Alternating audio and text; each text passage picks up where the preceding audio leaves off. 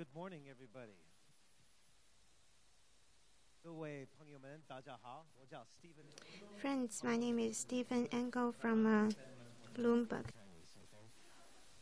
我的国语讲得太不好，所以我说英语可以吗 ？Okay, 好，谢谢。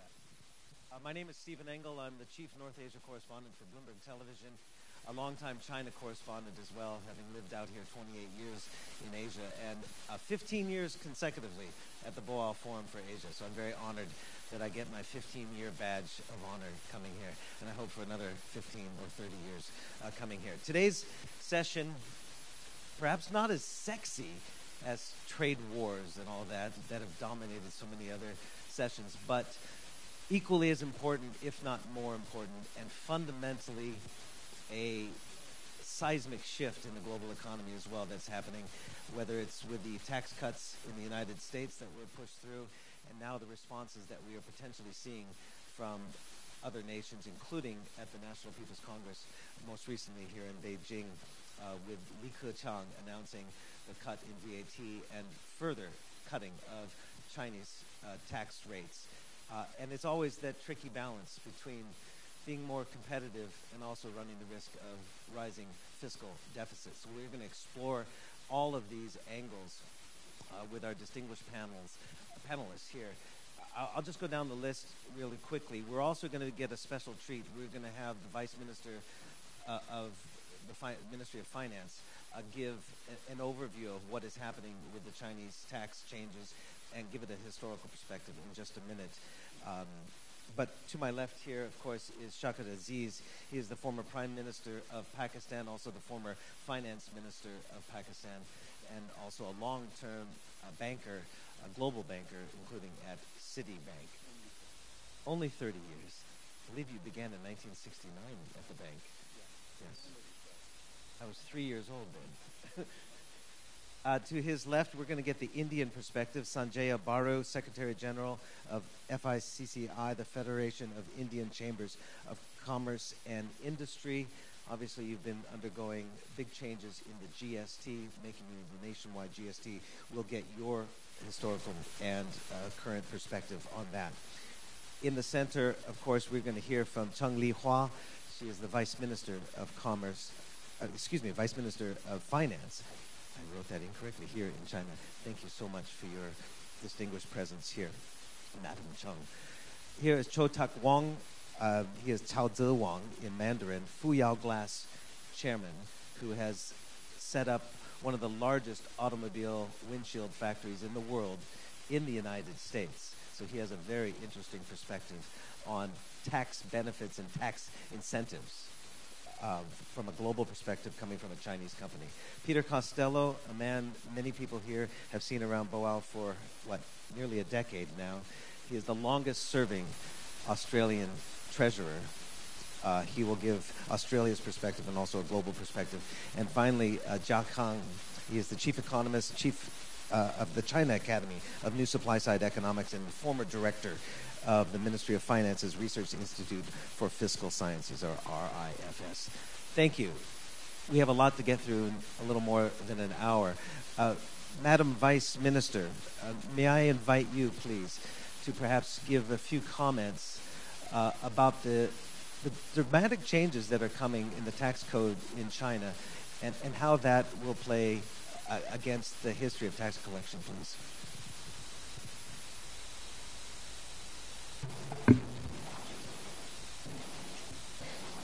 Thank you, Mr. Chair. Good morning, everyone. It gives me great pleasure to attend this session and discuss the tax policy reform. This year marks the 40th anniversary of China reform, and opening up, President Xi has pointed out this is our second revolution. In the past 4 decades,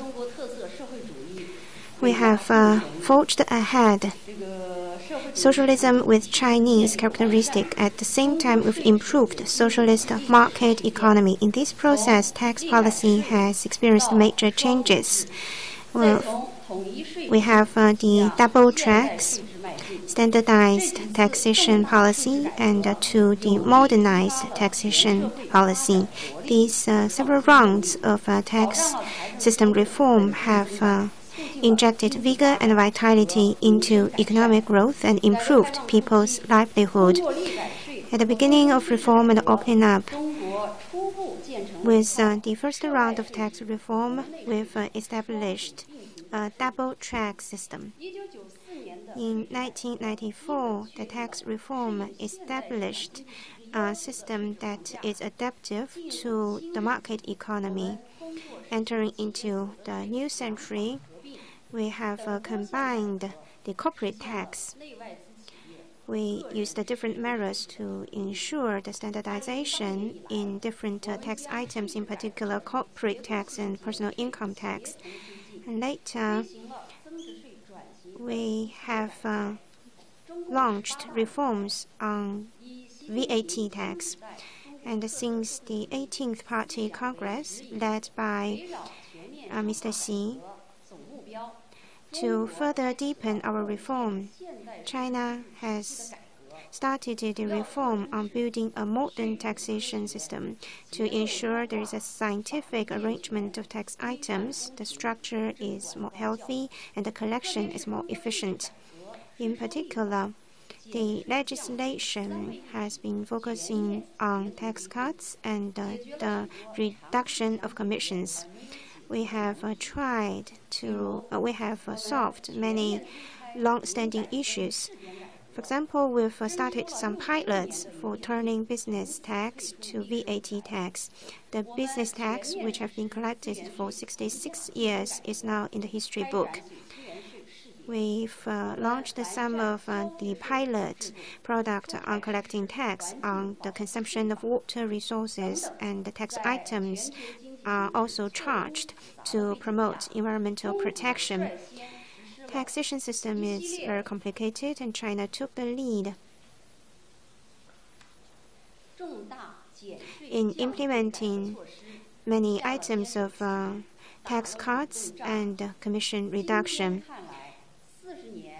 In retrospect, in the past 4 decades, we've learned that there are 2 things in China's tax reform. First, the tax sector reform is always in alignment with China's overall reform. We focus on further modernization of the tax. From the double track, for example, the adoption of the double track tax system was in response of the business's needs. And the adoption of the standardized tax system for domestic and international corporates was an answer to the further opening up. And the adoption of the modernized tax system is adaptive to the development of a modern economy. Second, the tax sector reform has been keeping up time and in good sync with the global taxation practices. As we simplify the tax system and broaden the tax base, we have been focusing on the inclusive growth. Now we have a tax system that is in alignment with the globalization needs. Meanwhile, we are keenly aware that the deepening of taxation reform, there are many challenges. The world is experiencing another round of major changes. There are many uncertainties. As globalization and digitalization go into further depth, the form of production and the format of international trade are experiencing major changes, posing great challenge and unprecedented ones to the taxation system. Countries now focus more on the harmonization and alignment of different taxation systems. China's taxation system has entered into a new era. China's production is now economic development focuses more on efficiency and quality to address the imbalanced development in the past. And this has put forward new requirements for the tax sector reform. President Xi says that for the reform and opening up, we should always be in the present rather than repeating the past. So for the next step of us in the taxation sector, we will try to focus on a better balance between the local government and the central government and have some supporting reform in local taxation system. We will enhance efficiency management. Since 1994, since the tax reform of 1994, this will be another round of major tax system so as to respond to the needs of the new era. It is also at the request of people. With this round of tax reform, we want to facilitate China's transformation to the next round of quicker and more efficient economic development. We will have an overarching planning. We will also have supporting regulations and details. We hope our tax reform outcome will be not only suitable to China's national conditions, but also in sync with the international practices. We want a more fairer and more efficient tax system. We will focus on the following 4 points. First, we will continue to enhance the taxation structure by focusing not only on the present but also the future. We try to coordinate among the tax reform as an adjustment tool, and also we will use tax to. We will try to implement the tax reform system on real estate sector. Second, legislate tax items. For all these new tax items, there will be laws and regulations. They are no longer administrative measures. Rather, these will become laws. Third, promote the establishment of a local tax system and to reform the local tax system. Given the feature of the tax-based flow, we will try to ensure that the local governments will see a steady increase of their government income. Fourth, promote the establishment of an international new order in tax cooperation. We will champion the harmonized development of global taxation system so as to ensure a fair and equal tax system that will facilitate the balanced development of the world economy. Thank you. Madam Vice Minister, thank you very much for your overview. I'm going to come back to you in just a little bit with some follow-ups on perhaps the cost to these tax cuts, to fiscal deficit, and also the longer-term issues, of course, with an aging population and the lack of revenue that you might not have for that. But I want to open this up to Jia Kang. You are a renowned economist here in China. You are known as a tax expert, formerly with the Research Institute at the Ministry of Finance. Let me just go through some of these numbers that we're talking about in China. The government will forego as much as 800 billion renminbi in tax income this year, including the cut of the standard rate of the VAT from 17% to 16%. The first time such a cut in the VAT has been made since, I believe, 1994. All these cuts, 800 billion, equivalent to more than 5% of 2018 receipts. It goes back to the premise of the panel. Is this a global race to the bottom, or is this necessary for China to do? 您说的这个问题呢，其实在今年两会上呢。Well, in the two sessions, there has been very clear-cut opinion expressed in his government work report. Premier Li Keqiang has pointed out that tax reform will be in alignment with reform targets. Yes, it has been a major move of reducing the tax income by 800 billion. Other than taxes, the fees will also be reduced by 300 billion, so altogether 1.3 trillion RMB of a fee and tax reduction.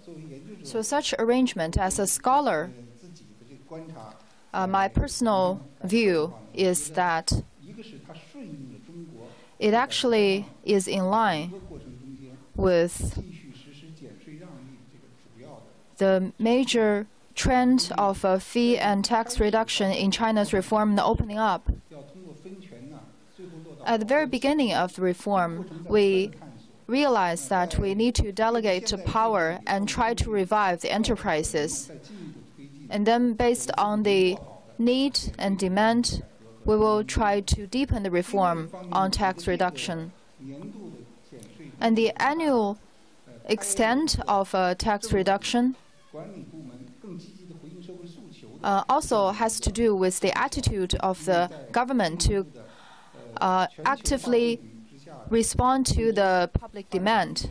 So in the globalized competition field, the taxpayers in China raised the opinion that the tax burden is still too heavy. Like Mr. Cao Dewang, he once talked about the tax burden of enterprises. 正税和非税税外负担 So 一起的这个负担 the burden actually has to do with both taxes and fees. There is very clear demand from the public side. So the central government, from the state council to other ministries, have been responding positively to such demand and request. This is also a beneficial factor for the supply side structural reform. Another thing to mention is 说到的背景 美国特朗普政府它的 the Trump administration tax reduction 评价呢 is very 应该是在特朗普 sharp. 有所作为这方面呢，做起来可能比较靠谱的一件事儿。 So this is the one of the reasonable things that Trump does. In the Reagan administration, 政策的改革 there was also 总体来 the tax reform and reduction policies, which proved to be effective. 针对现在 So, 它的 by learning from the history, 要推出减税呢，当然是 we can see the tax reduction of the Trump administration. It will also have some ripple effect for the production factors flow 多的这个美国的企业 worldwide. 得到减税的好， More U.S. enterprises will benefit from the tax cut, and their competitiveness may be improved, and more investment will flow into the U.S. And for China, one of the largest trading partners of the U.S., it will be affected. 经济和中国经济 Chinese economy 怎么样处理好自己的税制改革问题 and how can China handle its tax burdens will be affected, and we're under great pressure. So China needs to optimize its tax structure and do a better job in reform and opening. 我自己认为呢， Personally, I think the U.S. tax cut 中国和美国其实已经有理论上和实践经验上的 is 这个情况。 based on the consensus of the theories on the U.S. and the Chinese side. So for China, we will continue on the direction of tax and fee reduction and revive the corporate sector. So this is my comment. And later on, other experts may have their valuable insights. I'm going to get Cao Dewang's response and perhaps his real-world analogy as to why he invested in the United States. But I want to bring it over here to the former Prime Minister of Pakistan, Shawkat Aziz, who has a very global perspective, having worked in New York at Citibank for many, many years. Is this a race to the bottom for the United States? Is it a kicking the can down the road? I'm looking at some of the predictions about the U.S. tax cuts. Basically, the debt burden is going to grow. The fiscal deficit could be, by 2020, $1 trillion. Is it worth it? Allow me to make some introductory comments Absolutely. with your permission. Absolutely. Clearly, ladies and gentlemen, a well-designed tax regime or system can be a very important driver for growth and economic prosperity in a country. The problem sometimes we look at tax as just a revenue item, and governments and budgets are made around it, and then you forget about the tax system for another year till the next budget comes. However, I would argue that tax management and tax philosophy in a country can be a big driver for growth and for reform. So the problem in government structures is that tax is looked at as one revenue item or revenue activity. You have to take a look at the economy more holistically. And if you do that, you will see you will get better results for your efforts. In Pakistan, what we did, the government, we had the usual low tax to GDP ratios, etc. I said, we'll cut the number of taxes, simplify the tax payment procedure, and make the contact between the tax officer and the taxpayer as distant and as non-existent as possible. So we automated a lot of the declaration process. And so the moment you have physical contact between the taxpayer and the tax collector, in many countries that's sign for trouble. So I described my tax reforms at the time as, and what every country I think needs is smart taxes. The concept of smart taxes, meaning make it easy to pay, make it comfortable to pay, and people will pay. If you're getting growth, if your economy is not growing, nothing will succeed. So that's what we did. How big a problem was tax evasion? Tax evasion will be there, but as you reduce the level of taxes and you make the system more transparent, no country can ever eliminate it, but it reduced substantially. And if there's no growth, then you will be in trouble. Then you are squeezing blood out of the body. You have to give the economy growth. So first thing is you must have good structural reforms and macro management so you get the growth. When the pie gets bigger, people don't mind paying. But if the pie is getting smaller and then you squeeze to get more out, then you get tax evasion, you tax avoidance, etc., etc. So tax management in our country, I was finance minister then, not prime minister, and so I brought it all under the policy making came under the finance minister. The tax collection was done by the tax department, but we first worked on the macro. So you have to create an enabling environment. You have to create an enabling environment in a country to grow. First thing. If you don't have that and you start squeezing taxes, disaster. Once we got growth, then we pressed the accelerator on tax reform. And when we got the revenue numbers, we were shocked. The revenue, because growth was coming. The growth engine has to be there. If you don't look at it that way, you will just squeeze blood out of the body, and eventually, when you lose blood, you can't reinvest the money. So please think of smart taxes and the environment required for smart taxes. A vision in the economy, in direction of economy, a structural reform on everything, that is reducing a lot of the red tape and all the other stuff, and then good governance. The government must be perceived to be transparent, professional, and honest. And that really people say, we can trust these people. So in countries like Pakistan, the transparency of the tax system is a very complex issue. So we need to really look at this very carefully. As a result, our tax to GDP ratio went going up, and we kept reducing the number of taxes. The flip side, though, is there's not all good news. There's some bad news too. When I started the GST implementation in Pakistan, I came home and my wife was crying because she saw TV. They were burning my effigies, the demonstrators. And so you have to be ready for all that. Because if you change the ecosystem around any business or country or system, people don't like it. They react. But, management of the country sometimes gives you these scenes on TV. So you must have the courage to keep consistently going for the concept of smart taxes. Eventually, tax to GDP ratios improved. We reduced the number of taxes. We reduced the rate of taxes also. So people said, okay, I think these people are serious. And GST, so GST implementation we took off the shelf from some other country.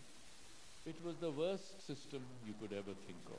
Paperwork, signs, 6 signatures on everything. Every signature sometimes costs money in environments in the development world. So all that had to be changed. And now if we get growth, you will get higher taxes. If you get no growth, your system is complex, And people have always to negotiate with the tax officer what the annual payment will be. Then you have failed as an economic manager or a leader of a country. So I think it has to be looked at holistically. Please don't fall into the trap of looking at tax as just a mechanical thing on a side of the Ministry of Finance or even independently, because it has to be dovetailed the entire economic management process of a country. And if you can achieve that, then you will see tax revenue goes up. So our revenue on the tax line went like this. And as such, we could put more money into growth. Right. And we could borrow more. We're going to get the Indian perspective in just a minute. Of course, you're going through the GST reforms following the, you could call it a fiasco of demonetization, but then the GST reform is throwing more confusion. Peter Costello, I want to bring you in here. Can you relate to what the former Prime Minister, former Finance Minister Aziz had to say? Because you were the longest serving Australian Treasurer, and in my research for this, you have both been blamed and credited for all the different deficit problems in Australia now.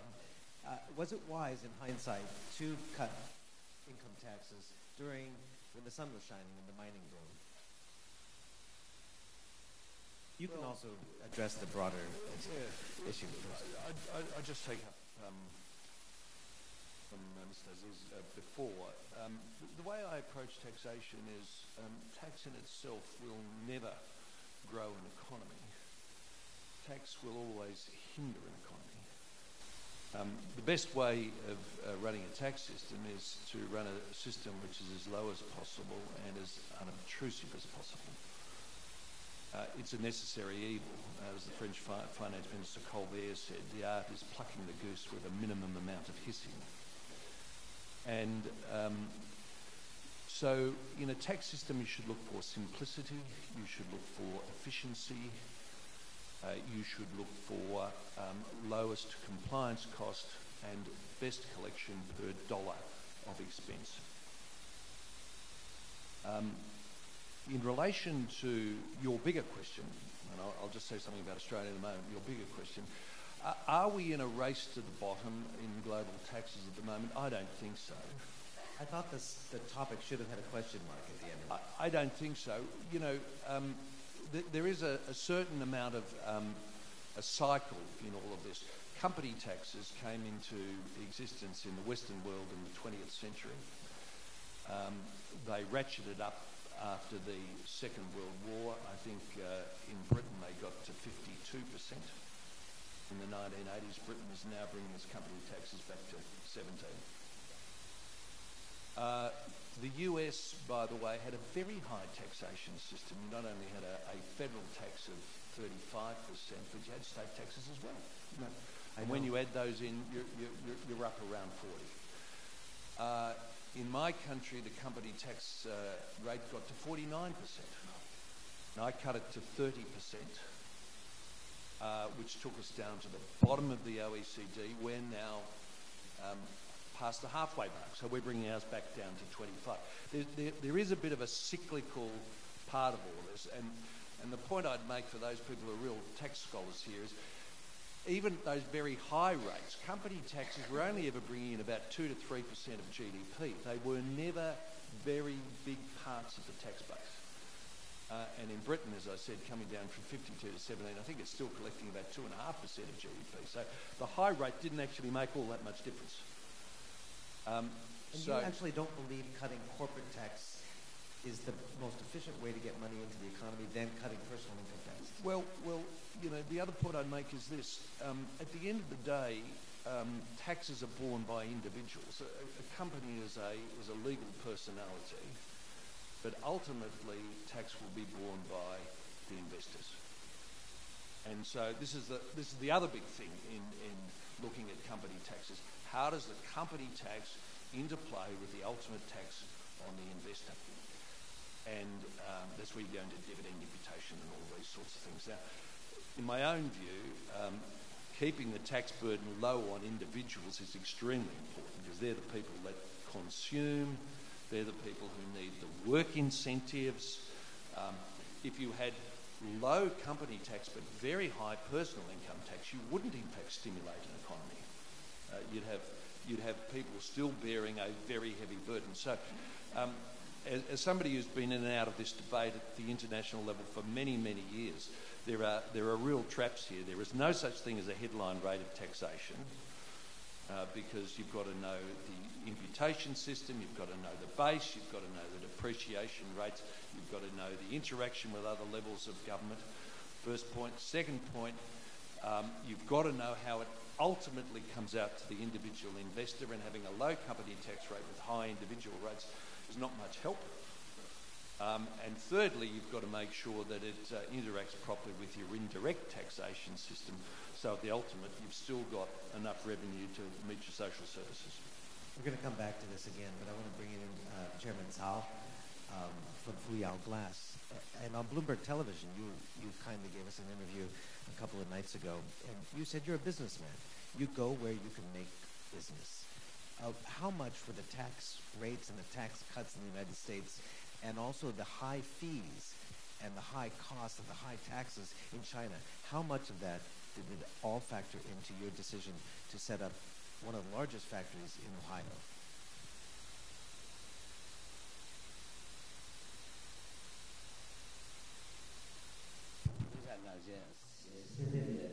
Thank you for your question.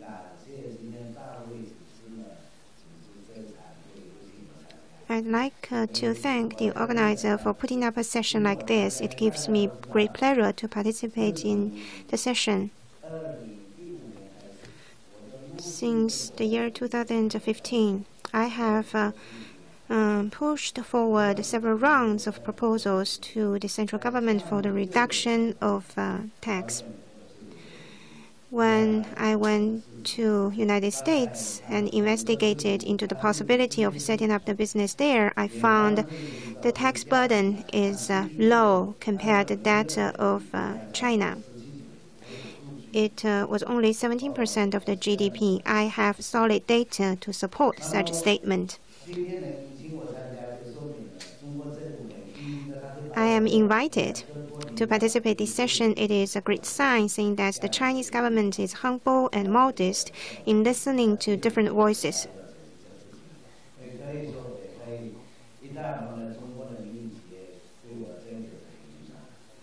I think many private companies like Fuyao Glass, we have the same impression. If you look at the Chinese character of tax,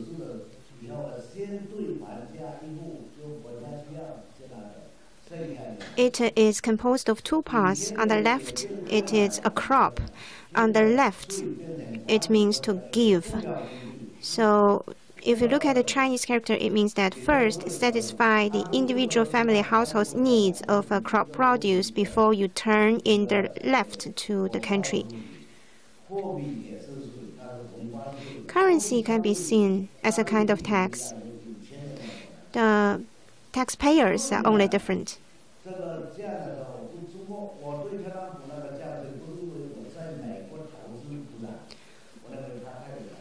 I applaud Trump's tax cut. It is not only because I have a business there.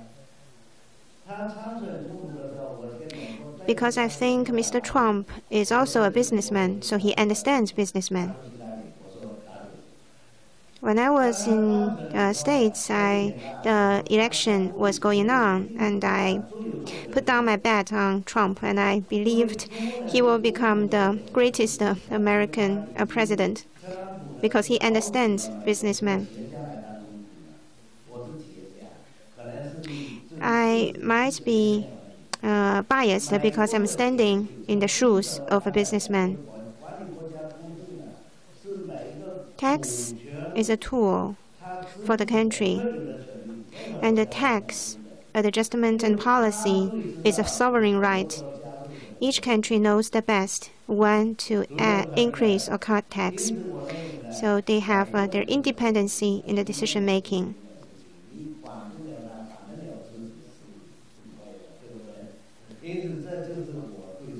So this is my understanding of tax reform and tax system.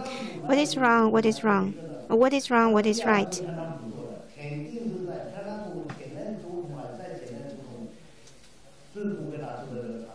I I think the tax cut in the States is not a decision only by Mr. Trump's administration. There have been some accumulated problems from the previous administrations.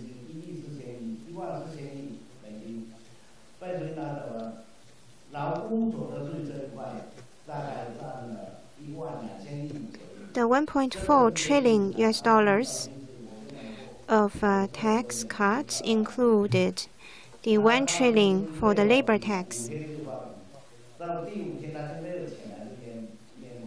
U.S. has a very high level of consumption. I have learned some anecdotes that many people will spend up their weekly pay by the end of Thursday. I've noticed that the non-agriculture population has seen over 30% of job employment.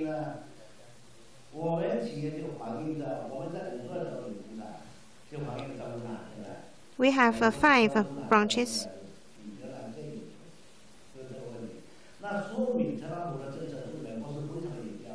And based on the business performance in the United States, I can tell that the tax policy reform has been very effective in boosting business in the United States. But I think when it comes to a race, just focus on your own track and don't blindly copy others. Tax cuts in the States might be effective in boosting the U.S. businesses, but if we borrow it blindly, it may not benefit the Chinese economy on the same scale.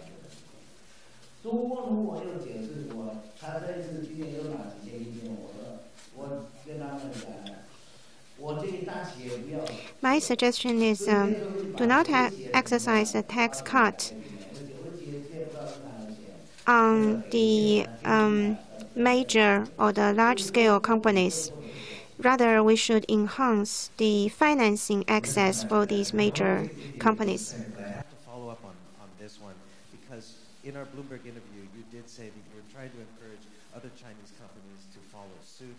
We know that Foxconn, it's a Taiwanese company, $10 billion plant in Wisconsin.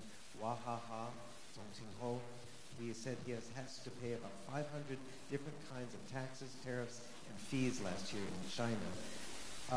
And it kind of leads to my next question to the Vice Minister, Ms. Cheng Li-Hua. Given what you've just heard from Fu Yao, how feasible and how important is it to slash corporate taxes, to reduce fees, to reform value-added tax right now? How feasible and how important is it to do it, given what you've just heard?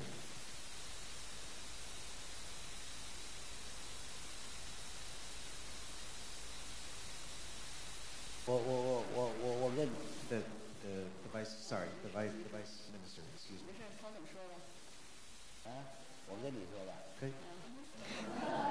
Okay. Well, I think I should first air my voice. Since I am a Chinese citizen, I'm also a Chinese businessman.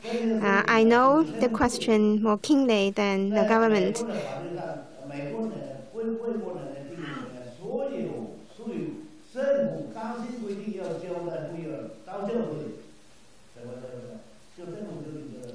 In the States, there are some fixed fees.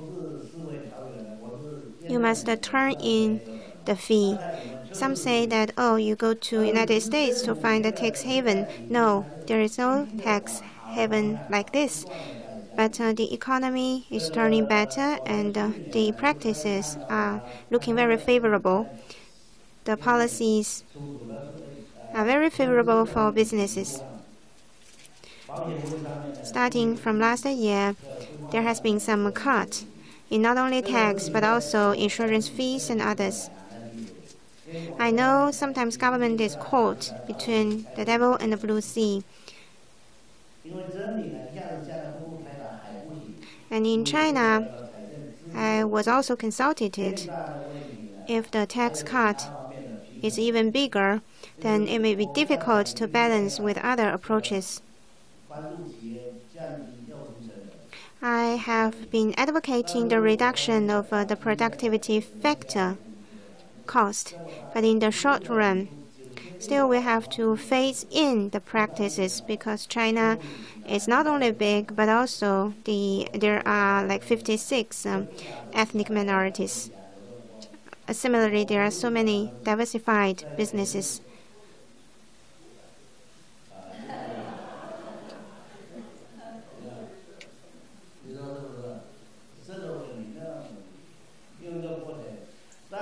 So I believe in China, the tax reform is understandably a phasing you in and a gradual process. But if, as business people, we have been championing for so many times, but still the tax cut is not of a big margin, then it may fall far behind satisfaction. And in the States, I think Mr. Trump is thinking for the business and for the general public. But I think if we blindly copy his approach in China, it will not work. Thank you. I agree with you, Mr. Cao. And on top of his comments, I attempt some additional remarks. Tax reforms usually focus on the direct tax items. And usually there will be decrees from the presidents. China's situations are different. China's tax reform focuses on VAT, or in other words, the indirect taxes. In recent years, the Chinese government has been making unremitting efforts in reducing tax and fees. For the turning business tax to VAT, we have accumulatively reduced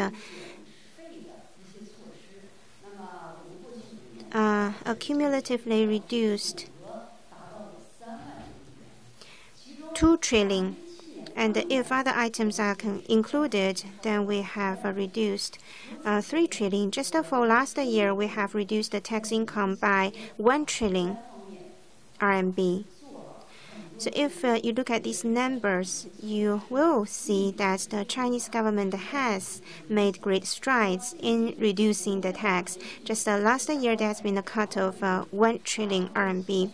And recently, the State Council held 2 working meetings and adopted a series of measures to further reduce tax and fees. Since we have many friends of the media here, I would let you know that for this round of tax reduction, the efforts have been substantial. It was decided that starting from May 1st, 2018, we will deepen our reform on VAT tax reform. First, we will reduce the tax rate of VAT, in particular for manufacturing and transportation. Second, we'll continue to standardize the concept and definition of a small size taxpayer. Currently, the threshold is an annual income of 500,000 to 800,000, and for the next step, we'll increase it to a level of 5 million RMB as the annual income. And this approach means that more enterprises will be belonging to the category of a small-scale operator, and they can enjoy a much lower tax rate. And the third, we will have another scope designing for the tax rebate for those advanced and sophisticated manufacturers and grid companies, high-tech companies. We will have this tax rebate policy to further facilitate their progress. And with these approaches, we will further reduce tax income by 400 billion on an annual basis.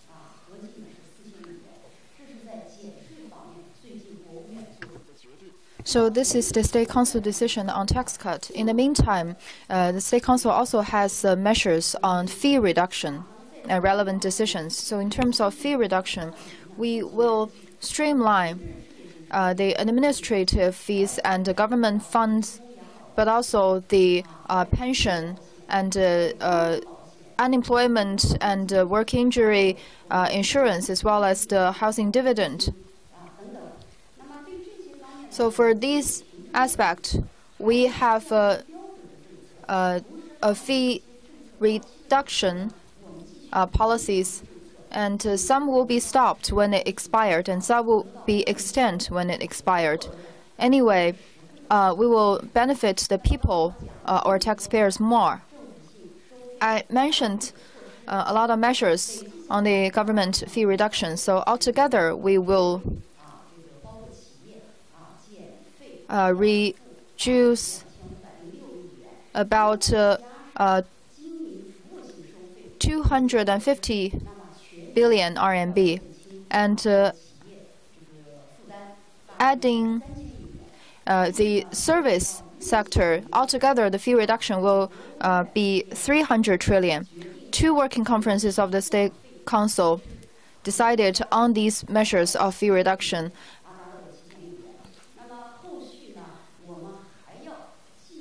And later on, we will continue to issue other measures in tax cut and fee reduction. For example, reform of the individual personal income tax, and we will support the small and medium-sized enterprises. We'll have some preferential treatment concerning their taxes.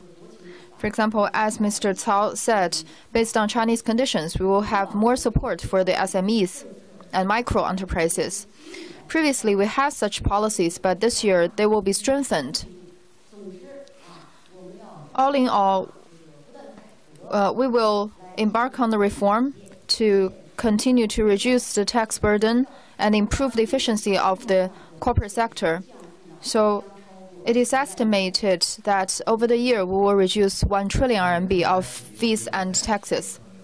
It's actually a very small proportion of total tax revenue in China, but still a lot of individuals say their exemptions, their personal tax exemptions, are not enough because of the higher cost of living here in China. But we'll also get into the effects of these tax cuts on the fiscal deficit.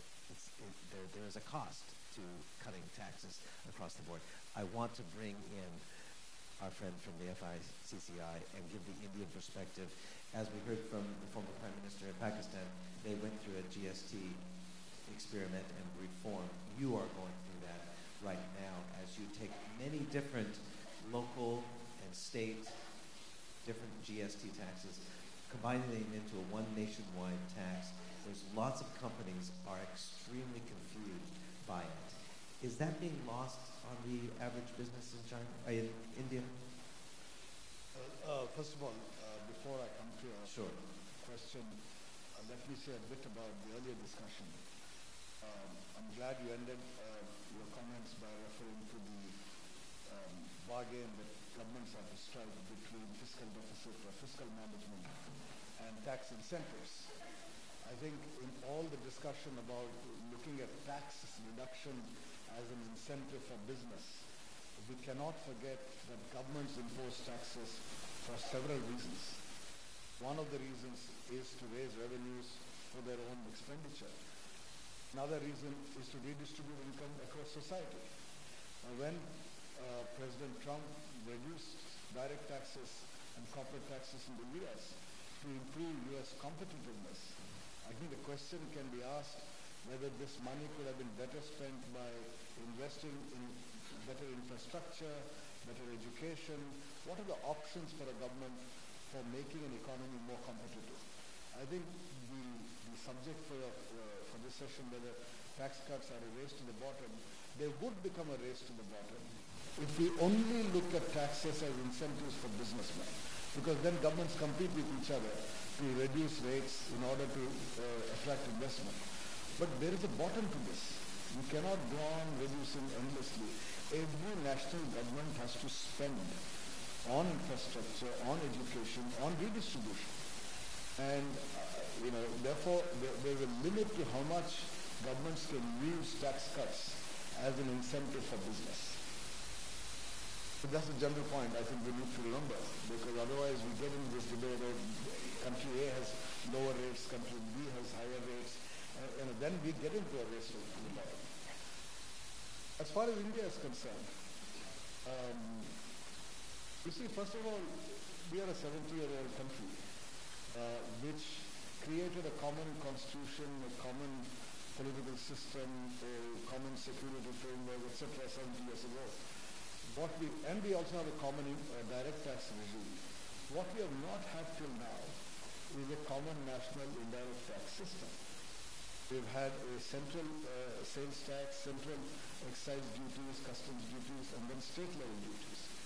And the entire effort and introduction of the goods and services tax, which is what GST is, has been an attempt at integrating the Indian market.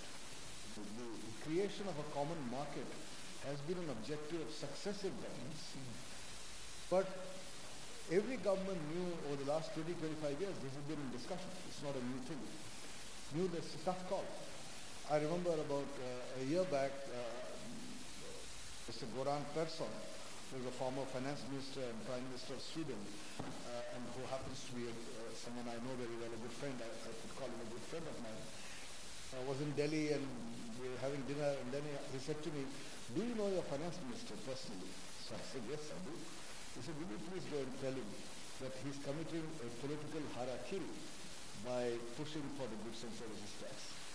Because he said, as the finance minister and prime minister of Sweden, he had studied this whole issue for several years and decided not to implement it. And finally, when Sweden did implement after his tenure, they had lots of problems. And they said, if Sweden could have problems, can you imagine what kind of problems India will have? Given the complexity of the economy, given the relatively small size of the organized sector, by which we mean that part of business where records are kept, where taxes are filed regularly, etc., and given the enormous size of what we call the unorganized or the informal sector, which is outside of the tax system.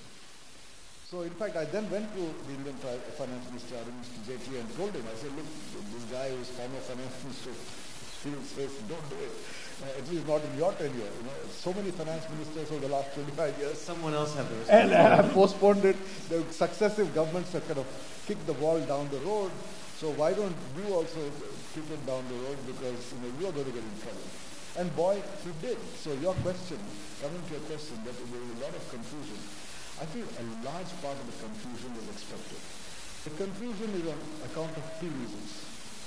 And one reason is important to understand, because it's not just about India, it's about all governments, which is that any tax reform, the government's approach to a tax reform is that it should be revenue neutral. No government would like to actually see a decline in revenues. That's the inbuilt conservatism of governments, whether it's the finance ministry of China or the finance ministry of India or the finance ministry of Pakistan, whichever finance ministry, the inherent approach to tax reform of a finance ministry is to say, I don't want a higher fiscal deficit, I don't want a higher budget deficit, I don't want a cut in revenues. So how do you do a reform, a shift from one regime to another without risking cuts in revenue? Which is why we started with very high rates of GST, of the goods and service tax. We had 5 bands all the way from 12 to 18. From 5 to 18. So 18 was, at 28, what am I saying? All the way to 28, from 5 to 28. Different products and the different bands. But a large number of them were in the 12 to 18 band. So what we have done within the first few months of introduction of the GST is to eliminate 28. Because everybody realized this is too high. And this was actually something that came out of the Ministry of Finance. So we are constantly reviewing the implementation of what is clearly an extremely difficult reform, which has had a destabilizing impact. Now I can speak as Secretary or Secretary of a business chamber that business has been impacted. There has been a decline in output in many sectors. because the confusion created, and I think Mr. Aziz was telling us earlier about the kind of problems that he had to deal with. So all finance ministers have to deal with this problem of adjustment, which is what we're going to do. But this is a question to all the panelists then. When you have these tax cuts, how do you make sure that it's revenue neutral, that the tax cuts are going to spur investment and spur growth, spur spending, and then get the coffers filled back up again? I was looking at some of the numbers on the U.S. tax cuts. We all know that debt could soar to $33 trillion in 10 years, but that's all for growth of just 0.7% on average per year to GDP. So what must governments do to make sure that that comes back? Well, that's what I said. I mean, I think for President Trump, the choice was between investing in the real economy to make the United States a more competitive economy, to invest in infrastructure, to invest in education, to make America genuinely more globally competitive, instead of giving away money to businesses in the hope that they will then put that money in new investment, which they may well not. They'll buy a new jetliner, they'll buy a new yacht, they'll have more holidays in expensive places. How do you know that businessmen will use the tax cut they get? Do you agree, to invest? President Aziz? Yes and no. All I would say, very simply, so for purposes of this discussion, that any country reforming its tax regime, one of the timing is everything in life. And don't take this as a trivial matter. Timing is very important to launch reforms. If your growth, if you can get back to what I started with, fiddle with your taxes in terms of more types of taxes and rates of taxes when your growth trajectory is north. How does that happen? When the government has introduced reforms which will create growth. The pie has to get bigger. The mistake many countries make, the pie remains where it is. In mature economies, you don't have the luxury maybe to go for that much growth. But we're talking about emerging countries. Here there's a lot of room to grow. If you get growth, then you start doing what you're supposed to do. I would never launch GST in an environment where the growth is static or low or anemic. I would launch it when things are booming. Right. And so timing is everything. Also, we need to think about one other thing. We should try to reduce the number of taxes and the rate of taxes. That should be the stated objective of every Minister of Finance in the developing world. I cannot speak for developed countries because, I've worked there too. The dynamics are very different. But in the developing world, you reduce the taxes, you reduce the number of taxes and the rates, you will see growth accelerating. And I can give you empirical evidence how it can be done and it's produced. GST is a peculiar problem in our part of the world. The books of accounts maintained by businesses do not always, for SMEs, small and medium, are only done for tax purposes. There's no accounting in the real sense. So suddenly you impose GST where they are asking for invoices, receipts, etc. It is a clash of cultures. But at the multinational level, the big companies who maintain, even local companies, they can handle it. It is too much of a burden on the small to medium businessman, so they fight it by cheating. And no matter what you do, that won't go away. So I think taxation reform, and taxation is not just an economic or financial issue, it's very much a political issue in the developing world. So you must have the right pulse, you must have the right way to do it, and I keep saying, create an enabling environment for growth. Right. If growth is high, people will take some pain. But if growth is not there and you squeeze the lemon, you will have a disaster. Peter, you wanted to jump in here because I know Australia is like one vote short or something like that on the enterprise tax plan at a time when you have structural deficits.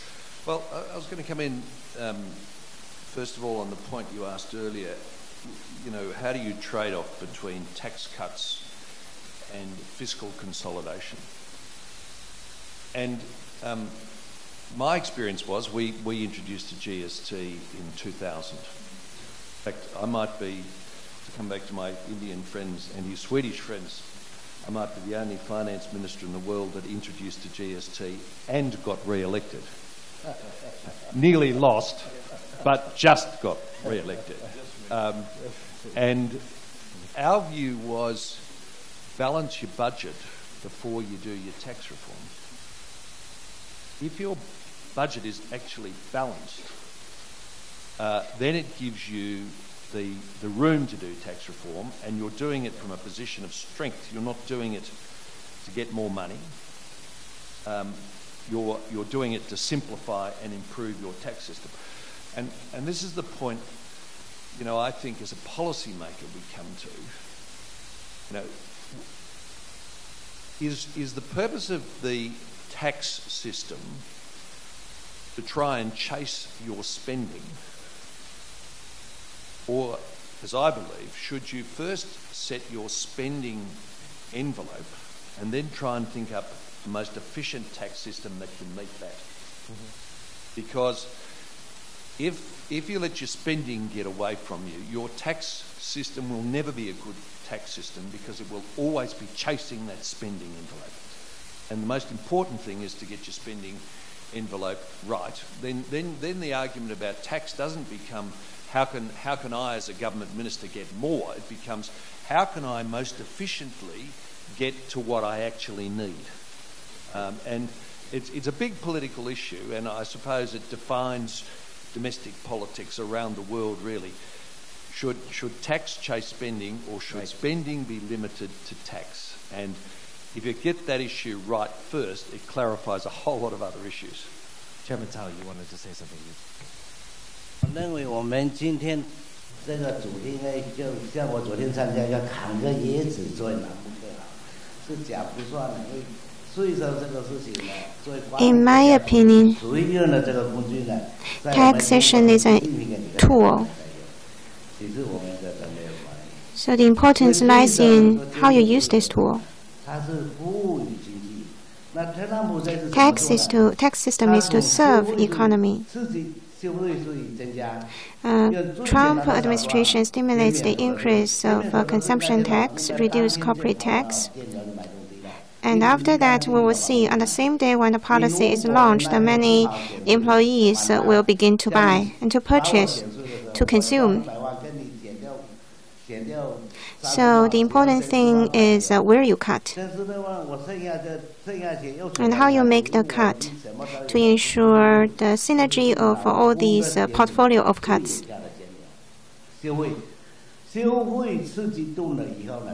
Only when consumption is stimulated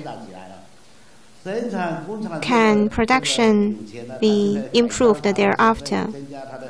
And after that, there will be sufficient cash flow to buy factories and facilities which will create new jobs. And that will be a benign cycle. So I believe if Trump can continue his presidency in the next term, I think there will be further tax cuts.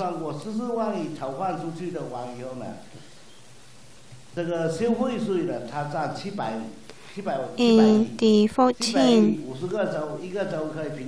trillion of tax cut, 70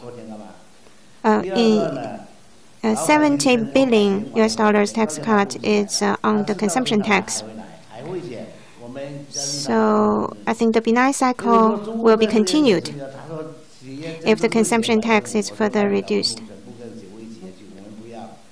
And in China, some government officials tell me that the VAT will be reduced by 5%.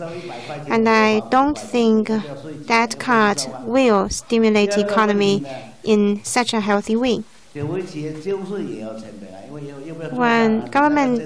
the enterprises are turning in the tax, the action of a tax turning in has a relevant cost. We hope that the financing cost can be further reduced. So tax system is not only on the single number or the single cut.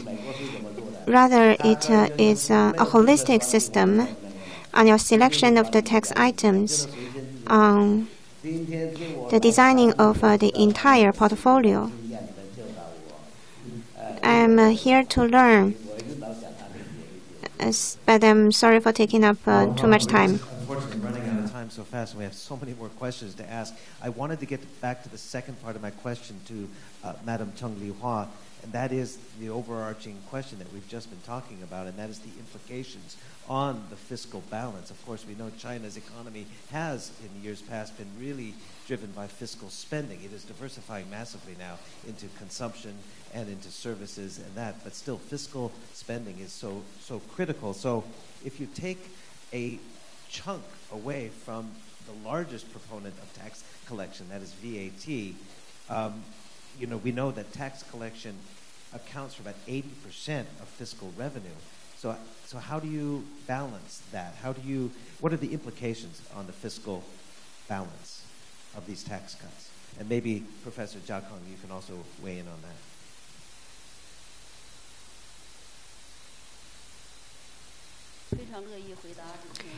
Well, I'm very happy to answer this question. In recent years, the Chinese government has made great strides in reducing tax and fees. And naturally, this will exert impact on our fiscal revenue, both on the central government and local government levels. But if we put it in a dynamic process, this will be beneficial for increasing the fiscal revenue. Take 2017, for example. Fiscal revenue of the country increased by 7.4%, higher than the increase of GDP, and higher than that of the previous year. We did analysis and we found three reasons. First, the tax and fee reduction have reduced the burdens on enterprises, which have unleashed the momentum of enterprise growth. At the same time, we've nurtured new sources of tax income. So our understanding of the tax and fee reduction is giving more water into the tank so that the fish can live better. And second, we believe economy determines the fiscal policy, and the fiscal policy in turn promote economic growth. In 2017, the economic growth of the country experienced an increase rate of 6.9%, which has fully demonstrated that the fiscal policy and the tax policy have helped the economic growth. These policies have also increased fiscal revenue. So I think tax system is a very effective tool. But because it is effective, it is also a double-edged sword. For the micro entities or the businesses in the market, they will enjoy benefits from tax cuts only when the businesses can grow better with a lower tax burden can we enjoy more tax revenue. So this is my second point. And the third point is that with the implementation of the tax cuts, we can encourage the entrepreneurship of more businesses. Also, we can create a better environment for the general public. It has nurtured new driving forces as well. I don't know whether I have answered this question. My last question to you, Madam Vice Minister, would be that speech we had from President Xi Jinping yesterday. One of the highlights was a cut or a proposed cut in the automobile tariffs, and that is an interesting development that I believe falls under the finance ministry as well. How will that boost, obviously, competition, but also spur the industry and growth? 25% tariff right now on imported vehicles.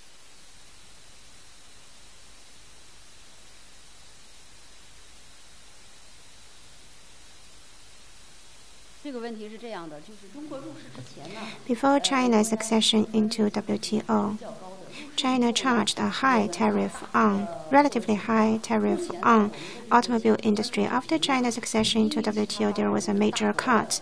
Now, China's tariff is lower than other major developing countries. Since this year is the 40th anniversary for reform and opening up, at this year's BFA, many measures were announced by Mr. Xi, including the further reduction of tariff on automobile and other imported goods and commodities so as to facilitate the import of goods that are most needed and favored by the Chinese people.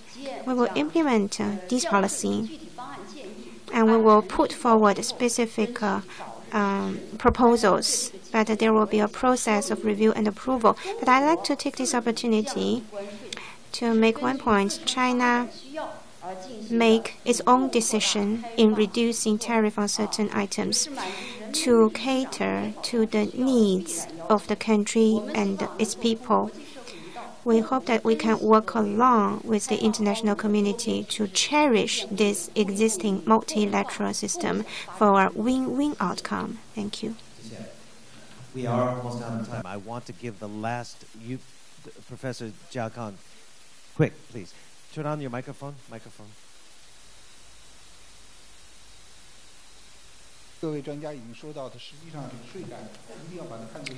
You have mentioned that the tax system must be viewed in a holistic way, and also we should give a time access to it.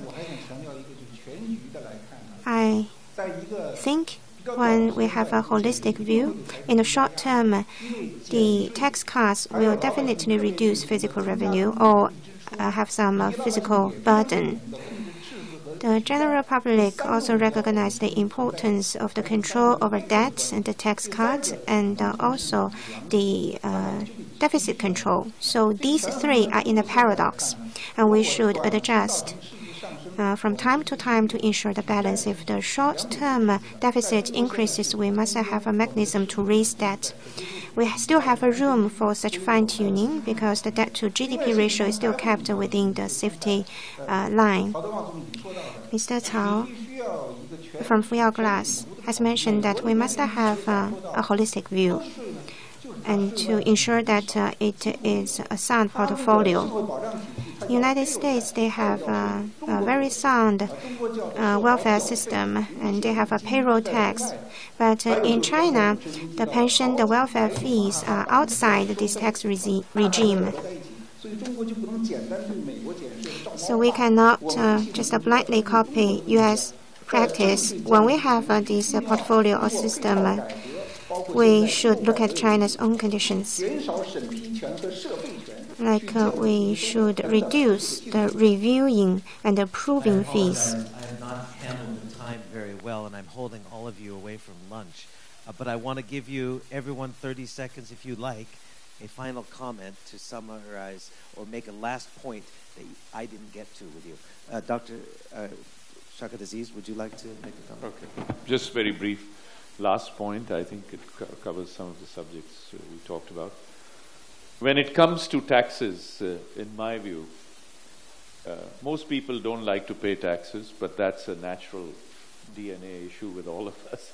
But having said that, for a country at the macro level, the first thing they should focus on is getting economic growth. Once they get economic growth through whatever policies, and each country's case is different, I won't go into that, that increases the pie in the economy for you to go after a higher amount of tax revenue. If you try to squeeze the lemon, eventually the lemon will dry up and fall.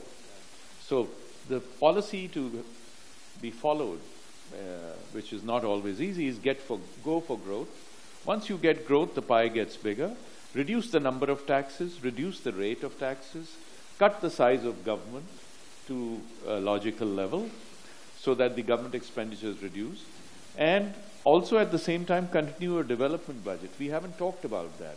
Roads, dams, infrastructure, that does not have to necessarily come from the same pot. You can have many innovative ways of raising money. The debt servicing will catch up with you, but if you keep getting growth, your ratios will look better, your economy will be sounder, and you'll promote consumption, you'll promote better quality of life. So I would say, look at it in a positive sense, but get the pie bigger. If you can't expand the pie, everything stops. Your options get very limited. Speaking of pie, I'm going to give you an opportunity. One last comment or go eat food. Anyone? Yes, one last comment. Let me just add. Oh, yes, here, sir. That I agree. First of all, I agree with a lot of what Mr. Aziz has just said. I'd only add one dimension. Yeah, it's on. There's a button on the. Please note, India and Pakistan have agreed on something today. This is a historic moment. There's a button on the base of the microphone. Yeah, it's on. It's on? Okay, sorry. So, but I'd only add one additional dimension which I think all of us need to keep in mind, which is that tax policies are also about redistribution. We live in a world where inequalities have become a major issue. You heard of a man called Piketty, right? I mean, we are living in a world of inequalities, and no government can ignore the problem of inequality. Any final thoughts? Chairman Cao. I think we have a very good meeting this morning, but we haven't solved any problems. So based on my understanding, tax is a representation of the sovereign rights. And so only those state leaders has the authority. So what is right, what is wrong? Actually, politics cannot be judged by right or wrong. It can only be judged by its appropriateness.